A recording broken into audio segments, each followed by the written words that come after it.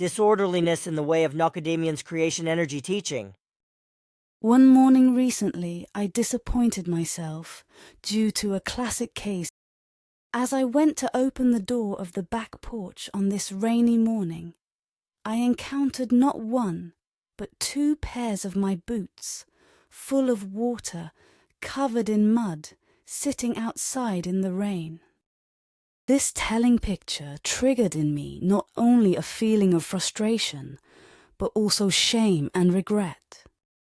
Straight away, I had an extra unnecessary obstacle on my full day, which I had totally caused myself through lack of discipline. Of course, the if only I had brought those boots in when I first saw the rain coming. Thoughts shouted inside my head. And why did I leave them like that in the first place? But then those thoughts were soon displaced by the immediate distracting confusion of thoughts caused by the state of my boots. What was I going to wear out in the rain and mud now to attend to my routine outdoor jobs? How would I contain the mud from the then total of 3 pairs of muddy boots? How was I going to get them all dry without bringing mud into the porch, and so on? More self-rebuking followed. The wet boots incident is of course fairly trivial, but I know it to be symptomatic of a fairly profound error in my thinking, whereby I think small things can be left in the short term to allow me to attend to more important things in a timely manner. How funny that I fail to recognize that if an important thing happened right then, like some burst plumbing or runaway dog that required me to race off and take action wearing my waterproof boots, I would fail to deal with it. And since I claim to value the might of the thoughts so much, it is a wonder I do not also recognize how hindered it is if it is diffused by a degree of needless disorder. Of course, there are various reasons we let ourselves think such things don't matter very much. I remember how in my childhood I was somehow led to admire the eccentric inventor or artist or thinker who is so engrossed in his work that his home is utter chaos, and he can't even remember what he ate for lunch or whether he owns a cat. This chaos was at least a source of humour and was forgiven because this was such a great mind who brought this or that great thing into the world. Perhaps it would have been even greater if he had integrated the creation process logically into the rest of his life. Perhaps. And on the other side, haven't we all been exposed to someone who maintains order to the point of illogicality and is not willing to be adaptable at all? There are always reasons for our faulty thinking, but it pretty much comes down to a lack of discipline in examining the reality of the matter. I remember from time to time an incident a FIGU member reported after visiting the Simyase Silver Star Center in Switzerland. They recalled how someone there had neglected to roll up a garden hose after using it, leaving it stretched across the driveway, and how Billy had railed at length and angrily about that, burning the ears of all involved. To some it had seemed like an overreaction given that it was only a hose, and I remember how, when I was visiting the centre years ago, Billy himself had repositioned, with remarkable exactness, the drink bottles and other things which remain in the middle of the kitchen table there used by everyone. I wondered why he found the precision to be so necessary, which he clearly did given his serious demeanour and investment of time, using a ruler, as I recall, despite being an extremely busy person, surrounded by numerous members who see to the housework around the place. Well, after some quiet contemplation, I think I do understand it really. And actually, I think that if Billy had come across my 2 pairs of muddy boots sitting out in the rain, my ears would rightly also be ringing for a long time to come. Why? Because, as it was with the garden hose, I am needlessly and illogically impeding myself, and at a time when all efforts to improve our effectiveness on this planet are urgent. Billy's reproach would be all the more deserved if my spirit form is one of those whose personality in one of the Nokodemion periods voluntarily took on the task of assisting him in the spreading of the teaching to universally bring human beings back to living in line with the natural creational laws and recommendations. And all this for the purpose of bringing an end to wars, destruction, hatred, and all associated One-Außertungen everywhere. If I can't even maintain my work gear, is there any hope? Imagine the hugeness of that program undertaken by Nokodemion and those who have assisted him and continue to assist him. The second part of the great plan to teach the creation energy, teaching right across the universe to any peoples who had the necessary rationality and intellect to understand it, and the voluntary interest to do so, began as far back as 1.2 thousand million years ago. It was necessitated by a long underway massive move away from the teaching by the distant descendants of Nokodemion's original peoples, leading to terrible wars and gay revolt, and even their extermination of entire peoples.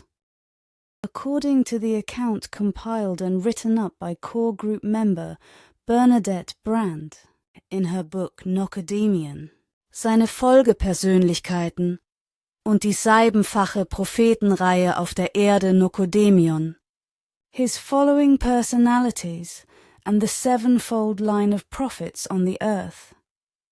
Personalities connected to the same spirit forms that undertook to assist in that mission. 1.2 thousand million years ago are still active today.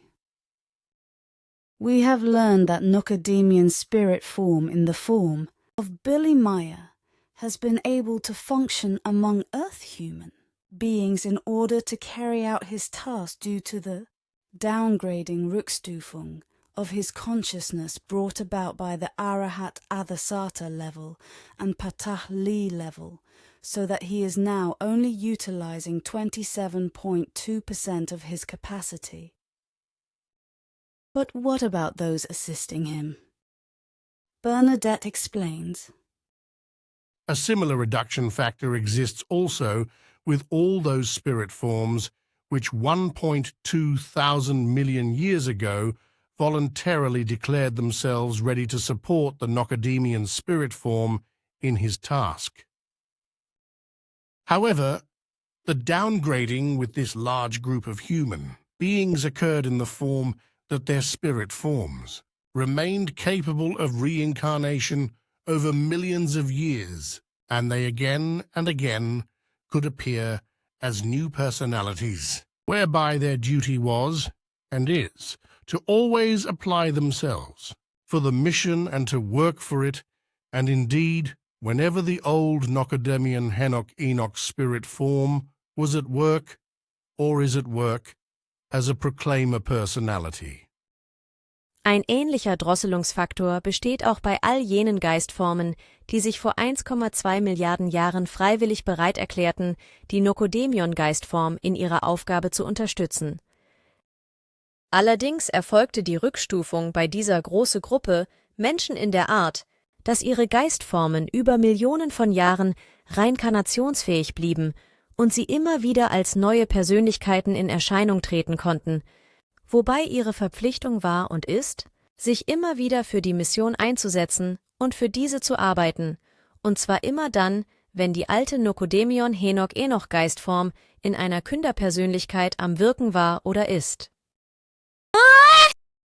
While such individuals reportedly have these very old spirit forms, and by necessity are also downgraded to adapt to living with and teaching their fellow Earth human beings, they also, along with all human beings on planet Earth, regardless of their origin, are affected by the genes of peoples from the Sirius system, who also came here in ancient times. Also distant descendants of the Nokodemion peoples, who had been genetically modified to be aggressive, barbaric and short-lived. I think this explains some of the discrepancy between their noble purpose and their negative habits, but also explaining it is the importance of them being only just a little bit more advanced than the human beings they are supposed to teach. Bernadette continues. That is of great importance, because they not only must understand the teaching of the truth, teaching of the creational energy, teaching of life in its principles, rather also because they have to directly teach the human beings of the peoples with whom they work, and must, therefore, also be an example and model for them, so that the human beings who are being taught can experience and recognize in daily life that the creation energy teaching is implementable, can be practically lived, and actually leads to a better and more progressive way which enriches all members of the particular people or of the particular planet for the good. Das ist deshalb von großer Wichtigkeit, weil sie nicht nur die Lehre der Wahrheit, Lehre des Geistes, Lehre des Lebens in ihren Grundzügen verstehen müssen, sondern auch deshalb, weil sie die Menschen der Völker, bei denen sie wirken, direkt zu belehren haben und ihnen deshalb auch Beispiel und Vorbild sein müssen, damit die zu belehrenden Menschen im täglichen Leben erleben und erkennen können, dass die Geisteslehre umsetzbar ist, praktisch gelebt werden kann und tatsächlich auf einen besseren und fortschrittlicheren Weg führt, der allen Angehörigen des betreffenden Volkes oder des betreffenden Planeten zum Wohle gereicht. I juxtapose this great story and this great agenda against my wet boot story and all comparable things pertaining to my personality and wonder. Is it any surprise that I am preoccupied with the importance of maintaining order in view of the reported Osatung occurring time and time again, of the Nokodemion Henuk peoples when they turned away from the teaching of the prophets, the teaching of the truth, the teaching of the creation energy, the teaching of life? Bernadette explains that the reason for this can be found in a lack of self-control. She says that the actual evil lies in the lacking self-control and in the neglected initiative to not only recognize the right thing, rather also to implement it and follow it through. The turning away from the self-responsibility is the basis of all getting very badly out of the control of the good human nature, because this turning away leads to a wrong tolerance which is based in indifference and in an inner comfortableness which searches for the way of least resistance. Unchi in der mangelnden Selbstkontrolle und in der vernachlässigten Initiative, das Richtige nicht nur zu erkennen, sondern auch und durchzusetzen. Das Abwenden von der Selbstverantwortung ist die Basis aller Ausartung, denn dieses Abwenden führt zu einer falschen Toleranz, die auf Gleichgültigkeit und auf einer inneren Bequemlichkeit beruht, die den Weg des geringsten Widerstandes sucht. Of course, I can keep my boots in order, and that is the point. I just didn't. That's why a rebuke from Billy would have been deserved. Had I been like my mentally deficient 24-year-old niece, who can barely remember or understand how to keep her boots in order, or even how to tell if they are on the right feet, it would not have been right to rebuke me. But no, I am capable of all kinds of complex thinking. I can drive a car. I can read and write. I can manage my finances. What's with the boots? It is a perfect example of classic irrationality and illogicality that thinks the way of least resistance is preferable. I can find many examples in my own life.